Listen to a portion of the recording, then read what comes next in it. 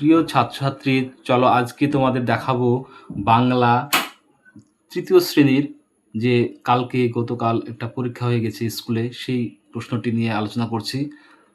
প্রশ্নগুলির প্রত্যেকটি কোন প্রশ্নের কোন উত্তর হবে সেটা জানাচ্ছি। চলো তোমরা মিলিয়ে দেখবে।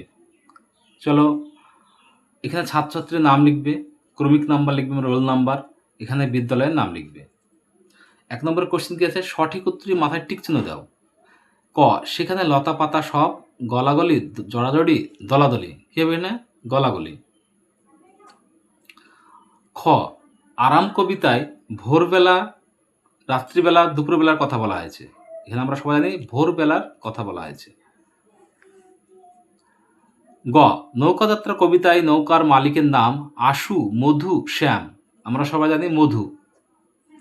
ঘ, একদল লোক জঙ্গলে, বন্দরে, শহরে গিয়েছিল, কি হবে? জঙ্গলে।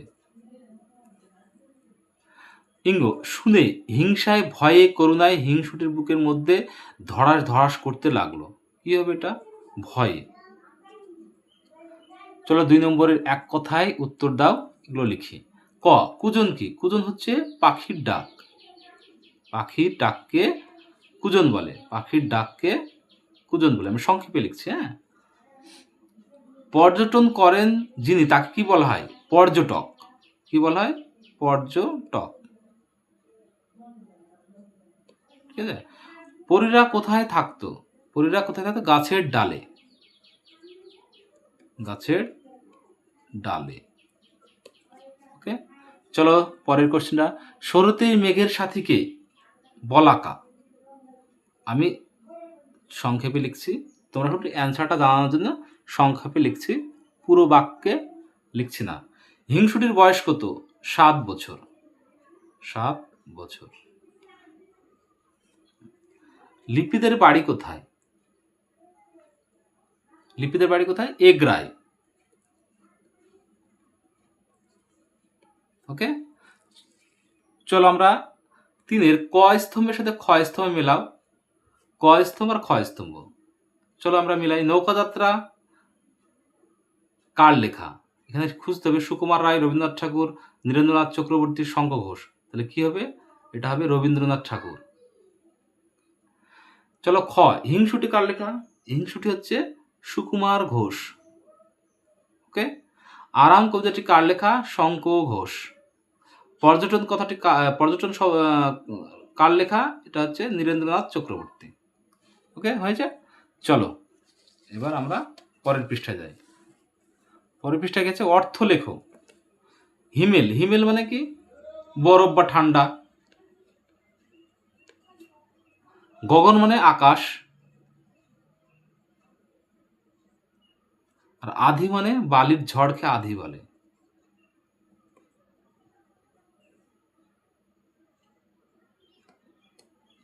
বিপরীত শব্দ লেখো। চলো, সুন্দর, সুন্দর বিপরীত কি?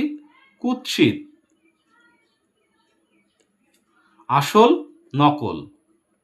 তোমাদের এখানে যে কোনো দুটো করলেই হবে। চলো, যে কোনো দুটি করতে হবে। 6, বর্ণ সাজের সঠিক শব্দটি বানাও। শাখা প্রশাখা, এটা কি হবে? শাখা প্রশাখা। গয়ের কি হবে? তেপান্তর।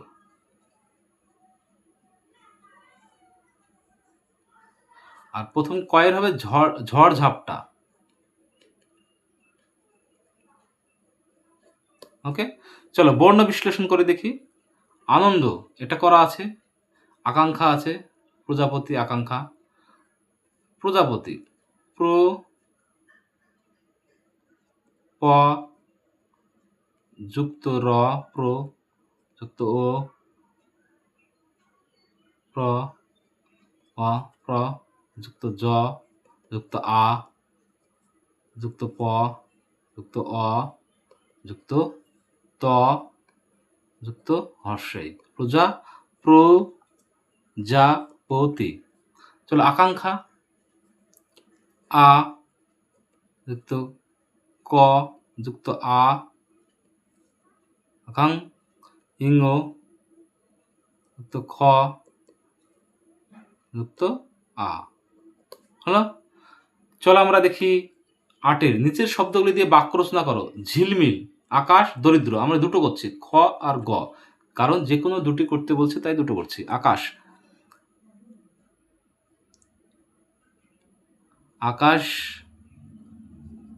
দেখতে নীল রঙের হয়,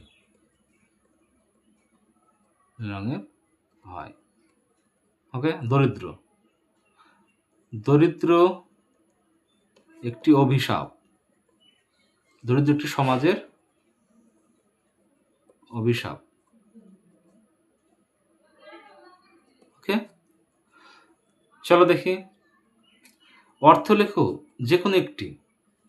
দেশ, দেশ মানে কি আমরা জানি রাষ্ট্র,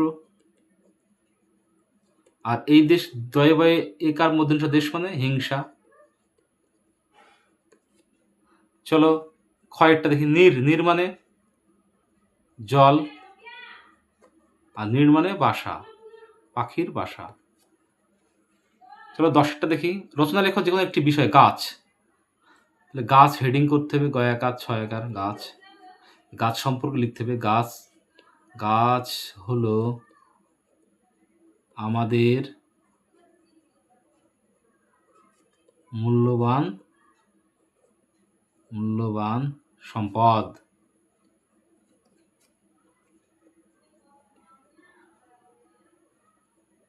গাছ, গাছ আমাদের